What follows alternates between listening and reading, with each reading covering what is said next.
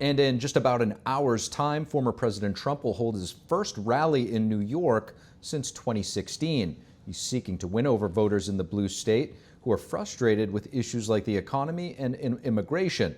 Joining us live now is NTD's White House correspondent Iris Tao, who is in the South Bronx tracking the former president. Good evening, Iris. So tell us, what's so significant about this rally tonight? Good evening to you, Steve. So former President Trump is expected to take the stage right behind us in this park in South Bronx in just about an hour.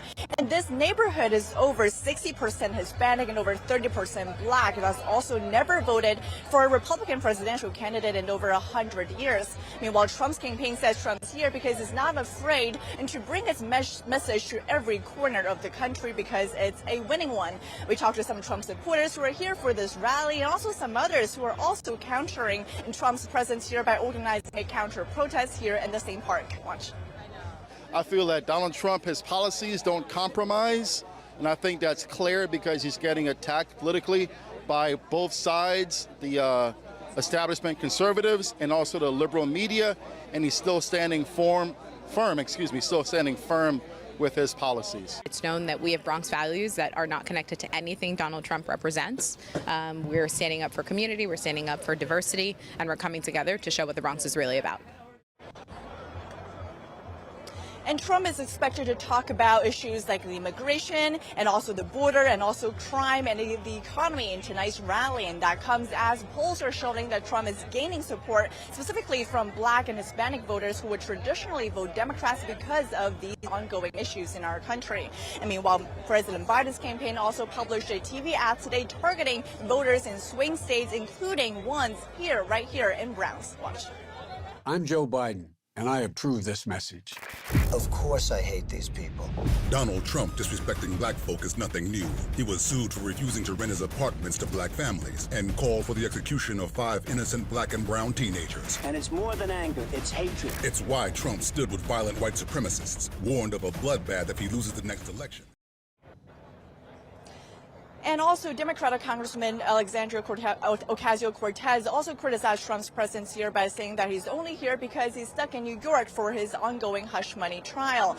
Meanwhile, Trump has been, in fact, using his court appearances in New York to talk about issues voters care about in this country and also making different stops within the New York City. For example, one in Bodega, in Harlem, and also a construction site in a local firehouse. And one of his Republican allies representing New York said this about a situation in this Democratic state. Watch. You're seeing all sorts of chaos in New York from illegal immigrant gang members that have created a lot of crime, including murder. We are seeing congestion pricing, another tax grab from Governor Kathy Hochul to enter the city center that's going to crush New Yorkers that live in the outer boroughs. And we're expecting about 3,500 people to show up for tonight's rally because that's how much capacity the Trump's team has applied for. Meanwhile, reportedly, there has been 10,000 people who signed up for this rally. So it remains to be seen how many people will actually be put in here. Steve. NTD's Iris Tao reporting live from the South Bronx. Thank you, Iris. And President Biden seems to be losing steam in New York State. A new poll showing his lead over Trump dwindling down to single digits. Here's a look at the numbers.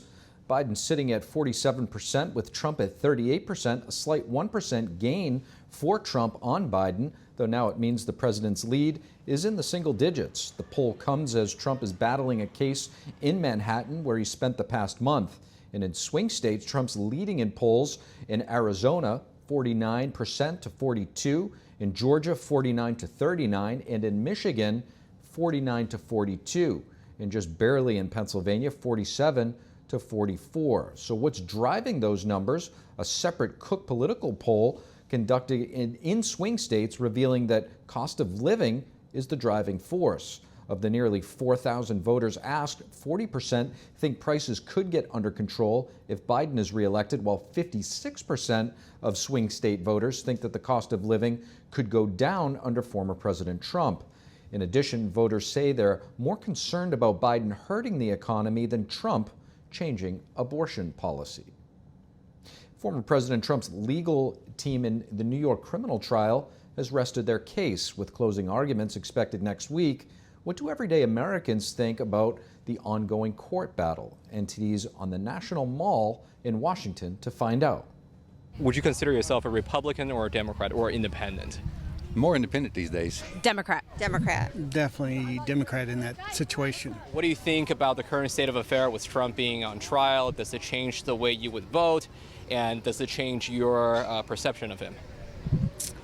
No, it does not. I already had a very negative perception of him. It hadn't changed my opinion because it was a low opinion to start out with. I like what he did for the country. I think where we are right now is a hot mess, and that's not his fault. I do think it's making the country more divided overall. Do you think it's going to help him in the polls? It's already helping him in the polls. I don't really think it is. I hope it's not. Any press is good press.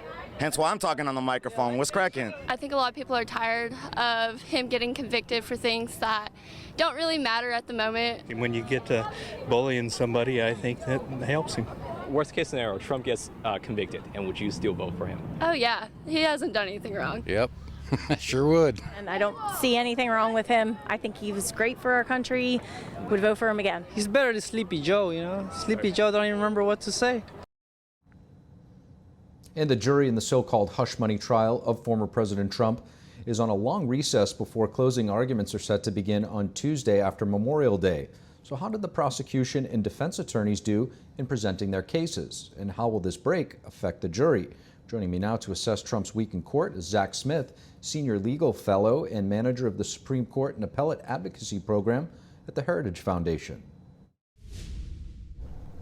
Zach Smith, thank you so much for joining. Of course. Thank you for having me. Of course, Zach. How effectively do you think the prosecution addressed the credibility issues with regard to Michael Cohen raised by Trump's lawyer, Todd Blanche, throughout the trial thus far? Not well at all. And to be honest, I don't know that there was much they could do to try to rehabilitate Michael Cohen. If you talk about a witness who absolutely had his legs cut out from under him in terms of any credibility he might have had with the jury, that's certainly the case with Michael Cohen. Keep in mind, not only has he previously admitted to lying repeatedly, to lying under oath, he also admitted during cross-examination to stealing money from Donald Trump and the Trump Organization. And so I suspect the jury is not likely to view Michael Cohen favorably. Any credibility he might have had, I think, was pretty effectively eviscerated by Donald Trump's attorneys on cross-examination. And I think it was really a mistake for Alvin Bragg and the entire prosecutorial team there to really hinge key aspects of their case on Michael Cohen's testimony. That was going to be my next question for you. Just how important was Cohen's testimony for the prosecution in the way they laid out the case from your perspective? It's essential, and the reason it's essential is because, keep in mind, the legal theory Alvin Bragg is pursuing here is a very novel legal theory. Essentially, he's trying to bootstrap misdemeanor bookkeeping charges into felony offenses, and the only way he can do that is to show that these bookkeeping entries, these false bookkeeping entries that he alleges took place, were made essentially to cover up or further another crime. Now, what exactly that other crime is, we're not exactly sure. It looks like Alvin Bragg is saying it was at least in part a federal campaign finance violation. Keep in mind how odd that is, that you have a state prosecutor predicating a state prosecution on a federal offense that, by the way, the U.S. Department of Justice, the Federal Election Commission, both declined to pursue. But the only way he can show that connection was through the testimony of Michael Cohen. And so if the jury does not believe Michael Cohen, then the prosecution's ability to prove the felony offenses, I think it's much, much more difficult to do. Now, there was some question about whether or not the defense was going to call Bob Costello to the stand. They wound up doing it. I guess, were you surprised? And then what did you make of some of the dramatics that came out? Granted, there are no cameras in the courtroom, so we're basing a lot of what we, perceive from secondhand accounts. Right. Certainly a little courtroom theatrics. That can happen during trial. Obviously, the judge was not pleased with some of the responses that Bob Costello was given, thought he was being disrespectful to the court, and so at one point he actually cleared the courtroom. Now, how the jury will perceive the interactions that they saw, it's hard to tell. But again, I suspect the jury, even though it is a Manhattan jury, is likely to keep in mind Michael Cohen's testimony, the credibility of the other witnesses the prosecution put on, and all of that will be weighed in their decision-making process when it comes time for them to deliberate and decide this case. Speaking of time to deliberate, there's actually quite a bit of time to get to that point. Do you see this now? They broke, I think it's going to be for 7 or 8 days. This is without the jury being sequestered. Do you think that this is going to benefit the prosecution, the defense? How do you assess this break? It's hard to say. I certainly understand the desire to not start the closing arguments before such a long break, only then to pick them back up again. So I think the decision to hold the closing arguments, kind of begin that right before the charging process, where the jury is told what the applicable law will be, right before the deliberations begin, that's an understandable decision. Now, what is interesting, we'll have to wait and see what the final charge that the judge is going to give the jury, what he's going to tell them the applicable law is in this case, what that will look like, because I suspect if Donald Trump is convicted, there will be some very serious, very real appellate issues that he could raise based on what the judge tells the jury the applicable law is. Zach Smith, thank you so much. Of course, thank you for having me. Thank you for watching the Capitol Report. If you want to see our full broadcast, check us out at epochtv.com.